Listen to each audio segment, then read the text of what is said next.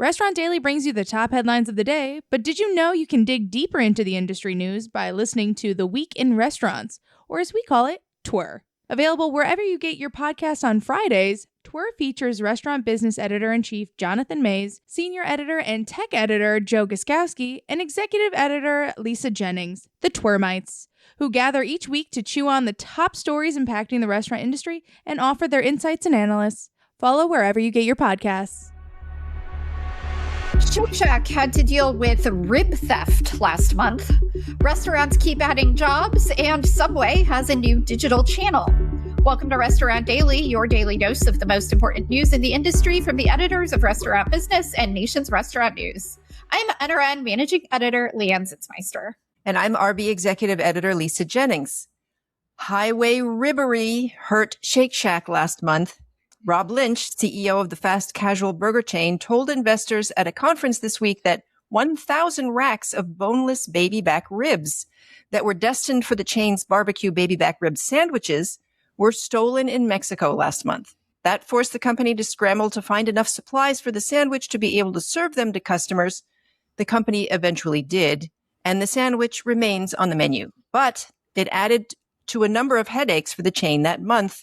And please forgive me for the dad joke pun. Don't shoot me. I'm just the messenger. Restaurants keep adding jobs. The restaurant industry added 48,000 jobs in May, according to the U.S. Bureau of Labor Statistics. That continued a surprising run of hiring for restaurants and bars in recent months.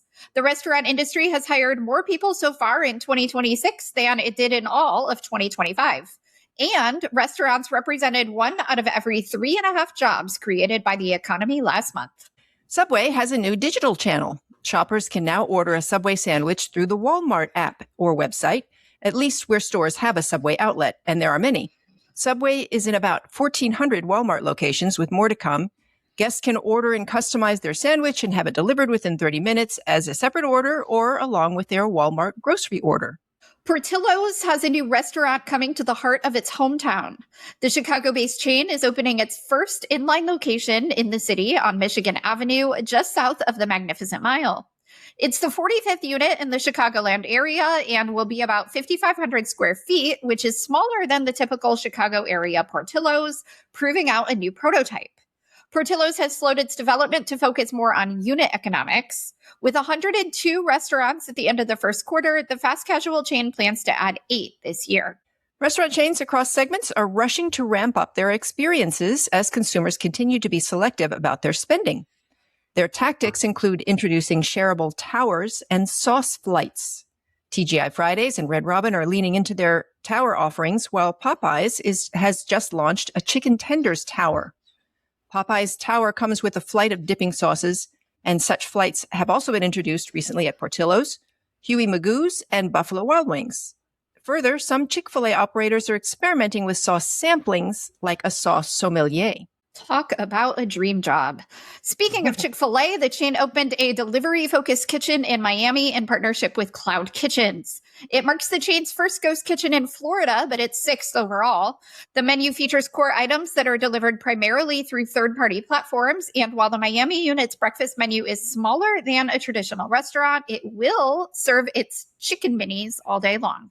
A mid-Q2 pulse check shows that consumers feel better about their personal finances than perhaps expected. According to a new survey from the National Restaurant Association, 67% of consumers feel positive right now, and they're translating that positivity to restaurants, as 56% have spent their discretionary money at a restaurant recently, versus less than 25% of consumers who have spent their money on apparel, entertainment, or electronics. This data contradicts record low consumer sentiment scores, illustrating that the current macroeconomic environment remains tricky to define, and also that restaurants have a major opportunity in that consumers continue to prioritize dining out despite relentless pressures. Customers can now order Grubhub on Eater, Belly, and more.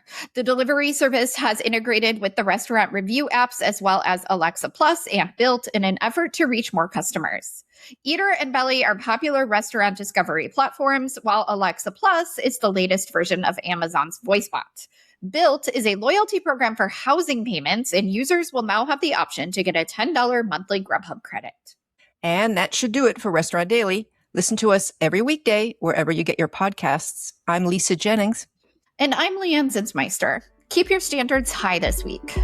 Thank you for listening to today's episode of Restaurant Daily. Rate us on Apple Podcasts, Spotify, and subscribe. Restaurant Daily brings you the top headlines of the day, but did you know you can dig deeper into the industry news by listening to The Week in Restaurants, or as we call it, TWR. Available wherever you get your podcasts on Fridays, TWR features restaurant business editor-in-chief Jonathan Mays, senior editor and tech editor Joe Guskowski, and executive editor Lisa Jennings, the TWRmites, who gather each week to chew on the top stories impacting the restaurant industry and offer their insights and analysis. Follow wherever you get your podcasts.